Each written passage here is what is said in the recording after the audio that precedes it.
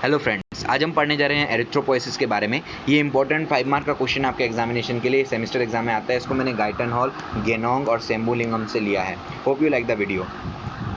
What is erythropoiesis? The process of formation of mature erythrocyte is called erythropoiesis. इतना आपको पता है कि आरबीसी का मैच्योर आरबीसी फॉर्म करने को हम लोग क्या बोलते हैं? एरिथ्रोपोइसिस बोलते हैं। मतलब क्या मैच्योर एरिथ्रोसाइट फॉर्म करने को क्या बोलते हैं? एरिथ्रोपोइसिस। ये एरिथ्रोपोइसिस क्या है? देखिए, सबसे पहले क्या होगा तुम्हारा एरिथ्रोपोइसिस में अगर आया right short term erythropoiesis and it's regulation 4+1 या फिर 3+2, कोई भी एक ऐसा आ सकता है एग्जाम में। मेरे एग्जाम में 3+2 आया था, तो आपके में से 4+1 या 3+2 कुछ भी आ सकता है। ऐसा करके मेरा right short term erythropoiesis and right it's regulation, right it's short term erythropoiesis, right it's regulation. तो अगर आपका आता है तो आपको ये पूरा पेजेस विद पेजेस नहीं लिखना है, आपको बस क्या लिखना है? सबसे पहले लिखना है आपको pluripotent haematopoietic stem cells will form colony forming unit spleen, colony forming unit spleen will form colony forming unit blast, colony forming unit blast will form colony forming unit erythrocyte। इसको मैंने गाइटन हॉल से लिया। उसके बाद बनता है pro erythroblast, basophil erythroblast. उसको early normoblast ही बोला जाता है। ये जो है अर्ली नॉर्मोब्लास्ट, इंटरमीडिएट नॉर्मोब्लास्ट और लेट नॉर्मोब्लास्ट, इंडियन बुक्स में ये नहीं दिया रहता। ऊपर वाला आपको नॉर्मोब्लास्ट नाम से दिया रहता है, जैसे कि सेम्बुलिमम हो गया, एकेजन हो गया, इनमें नॉर्मोब्लास्ट नाम से दिया हुआ है। तो क्या बनेगा? बेसोफिल एरिथ्रोब्लास्ट से बनेगा आपका पॉलीक्रोमेटोफिल एरिथ्रोब्लास्ट। उसके बाद क्या बनेगा? ऑर्थोक्रोमेटोफिल एरिथ्रोब्लास्ट और रेटिकुलोसाइट्स, और फिर बनेगा एरिथ्रोसाइट्स। तो रिवाइज करते देखिए क्या होता है। एकदम इसको आपको एकदम लर्न करके रखना है, एकदम मुंह जुबानी याद होना चाहिए। क्या होगा? सबसे पहले प्लूरिपोटेंट हेमाटोपोएटिक स्टेम सेल्स। ये ऐसा स्टेम सेल्स होता है, इसको एक्सप्लेन करते चलते हैं। ये ऐसा स्टेम सेल्स होता है, ये सेल्स जो होता है वो बोन मैरो के अंदर होता है। और हम लोग को पता है स्टेम सेल्स ऐसा सेल्स होता है जो कोई भी प्रकार का सेल को बना सकता है। वो ये प्रकार का, ऐसा अलग प्रकार का, कोई और अलग प्रकार का सेल्स को बना सकता है। इसको हम लोग बोलते हैं प्लूरिपोटेंट हेमाटोपोएटिक स्टेम सेल्स, है ना। तो हम लोग रिवाइज करते चलते कि व्हाट इज, देखो सबसे पहले क्या बनेगा? प्लूरिपोटेंट हेमाटोपोएटिक स्टेम सेल्स बनेगा। फिर आपका क्या बनेगा? कॉलोनी फॉर्मिंग यूनिट स्प्लीन बनेगा। फिर क्या बनेगा? कॉलोनी फॉर्मिंग यूनिट ब्लास्ट बनेगा। फिर आपका क्या बनेगा? कॉलोनी फॉर्मिंग यूनिट एरिथ्रोसाइट बनेगा। फिर आपका क्या बनेगा? प्रो एरिथ्रोब्लास्ट बनेगा। फिर आपका क्या बनेगा? बेसोफिल एरिथ्रोब्लास्ट बनेगा। फिर आपका क्या बनेगा? पॉलीक्रोमेटोफिल एरिथ्रोब्लास्ट बनेगा। फिर आपका क्या बनेगा? ऑर्थोक्रोमेटोफिक एरिथ्रोब्लास्ट बनेगा। फिर आपका क्या बनेगा? रेटिकुलोसाइट्स बनेगा। और फिर आपका क्या बनेगा? एरिथ्रोसाइट बनेगा। अगर आपको पेजेस पे पेजेस एक्सप्लेन नहीं करना है, you just draw this flow chart, है ना। और अगर आपको लगे कि ये सिर्फ 5 मार्क के लिए बहुत कम है, then you can make this diagrams. I really say you can make this diagrams. इसमें कोई बुरा नहीं है, बहुत ही अच्छा रहेगा अगर आप डायग्राम बनाएंगे, है ना। ये डायग्राम एकदम इजी डायग्राम है, बस आपको करना क्या? गोल बनाना है। एक में न्यूक्लियस ऐसे करना है, एक में न्यूक्लियस को बड़ा दे देना है, एक में न्यूक्लियस छोटा दे देना है, एक में दो न्यूक्लियस दे देना है, एक में आपको फाइबर्स जैसे रेटिकुलोसाइट होकर दे देना है, फाइबर्स दे देना है ना। तो इसको ऐसा डायग्राम आप बना सकते हैं। अब देखिए, रेगुलेशन आपका एग्जाम में 4+1 से आ सकता है रेगुलेशन नाम से, या फिर 3+2 में 2 मार्क का रेगुलेशन आ सकता है, 1 मार्क का रेगुलेशन आ सकता है। तो रेगुलेशन आपको 4 पॉइंट याद रखना है: erythropoietin, thyroxine, haematopoietic growth factor और विटामिन। ये 4 चीज़ जो है ये आपका रेगुलेशन में मदद करता है। कैसे? क्या कौन कौन? Erythropoietin, thyroxine, haematopoietic growth factor और विटामिन।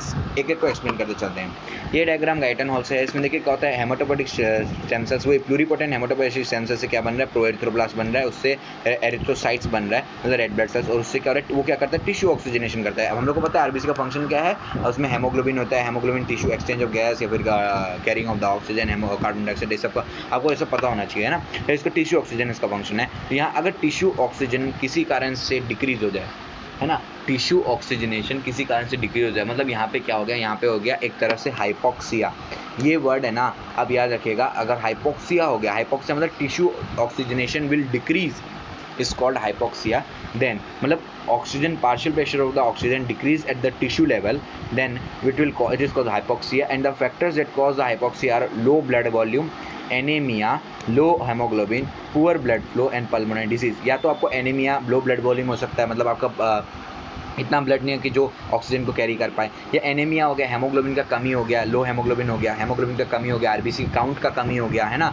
और ये भी पुअर ब्लड फ्लो अच्छा से नहीं हो रहा बॉडी के अंदर, या फिर कोई डिजीज़ है जिसके कारण जो हेमोग्लोबिन ज़्यादा ऑक्सीजन को पकड़ नहीं पा रहा है ना। इसके कारण क्या होगा? ऑक्सीजन ज़्यादा डिलीवर नहीं हो पाएगा सारे सेल के अंदर, तो उससे क्या होगा? Tissue deoxygenation, tissue oxygenation proper नहीं होगा, है ना, तो इसको डिक्रीज हो जाएगा। इसको हम लोग बोलते हैं हाइपोक्सिया, है ना। हाइपोक्सिया अगर होगा तो क्या होगा? आपका एरिथ्रोपोएटिन नाम का एक चीज़ रिलीज होगा। किससे होता है? एरिथ्रोपोएटिन किडनी से रिलीज होता है, ठीक है।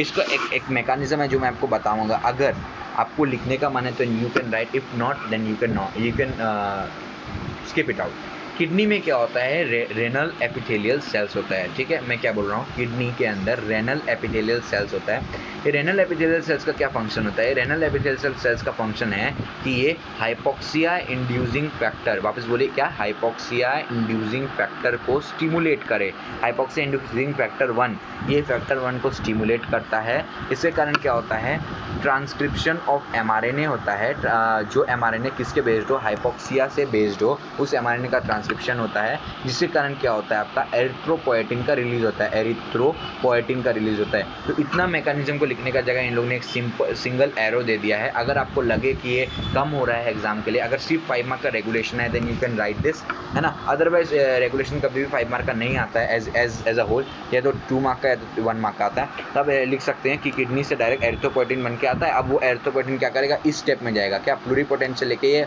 प्रो एरिथ्रोब्लास्ट स्टेप में जाएगा, और क्या करेगा, एरिथ्रोब्लास्ट को इंक्रीज करेगा, ये इंक्रीज करेगा एरिथ्रोब्लास्ट बनाना। इससे क्या हो, ज़्यादा से ज़्यादा एरिथ्रोब्लास्ट बढ़े, ज़्यादा से ज़्यादा आरबीसी बढ़े, ज़्यादा से आरबीसी बढ़ेगा, क्या होगा, आपका ज़्यादा से ज़्यादा ऑक्सीजन वो ले पाएगा, ज़्यादा से ज़्यादा ऑक्सीजन डिलीवर कर पाएगा, जिसके कारण क्या होगा, वापस बॉडी के अंदर जो ऑक्सीजन टिश्यू ऑक्सीजनेशन की कमी हुई थी, डिक्रीज हुई थी, उसके कारण को वापस उसको नॉर्मल कंडीशन में ले आएगा। अगर आप समझ नहीं तो मैं वापस समझा रहा हूँ एकदम ईजी लैंग्वेज में। क्या हुआ था, आपके बॉडी के अंदर टिश्यू ऑक्सीजनेशन की कमी, मतलब हाइपोक्सिया हुआ था, जिसके कारण क्या एरिथ्रोपोएटिन रिलीज हुआ, उसने क्या किया, प्रो एरिथ्रोब्लास्ट को इंक्रीज कर दिया, और से और ज़्यादा से ज़्यादा एरिथ्रोब्लास्ट बनाया, जिसके बाद आरबीसी बढ़ गया, आरबीसी बॉडी के अंदर बहुत बढ़ गया, तो क्या करेगा, और ज़्यादा से ज़्यादा ऑक्सीजन लेके जाएगा।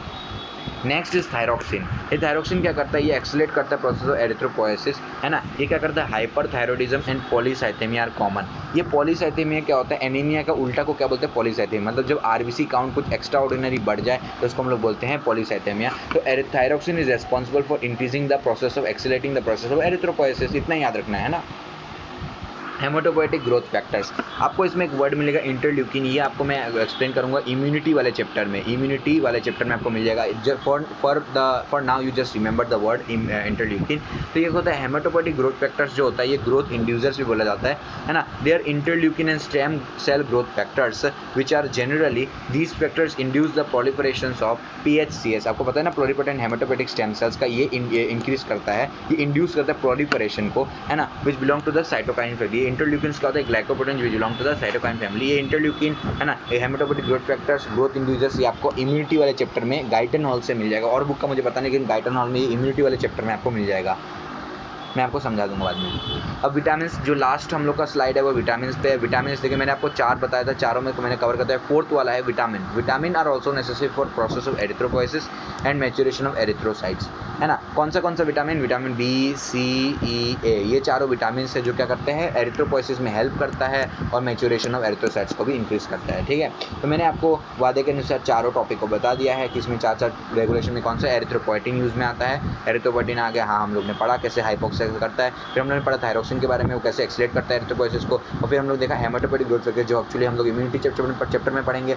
उसमें इंटरल्यूकिन के बारे में देखा, वो इम्यूनिटी चैप्टर में आ जाएगा। अभी के लिए जब से याद रखना है कि ये क्या करता है, PHSC मतलब प्लूरिपोटेंट हेमाटोपोएटिक सेंसर का प्रोलिफरेशन करता है। और विटामिन भी देखा, जो मैच्योरेशन और एरिथ्रोपोएसिस का रेगुलेशन करता है और इंक्रीज करता है। तो I think this much is enough for your examination. Examination में वापस बोल रहा हूँ, क्वेश्चन 2 आएगा, या तो आएगा write a short note erythropoiesis plus regulation, वो 4+1 करके या फिर 3+2 करके आ सकता है। हाँ, आपको पूरा एज इट इज ही लिखना है, चाहे वो 4+1 करके आए या 3+2 करके। अगर 4+1 है तो आप रेगुलेशन थोड़ा कम कर सकते हैं, एज यू विश, है ना। आप अपने आप से फ्रेम कर लीजिएगा answer. I hope you like the video. If you have any doubt you can comment in my comment section.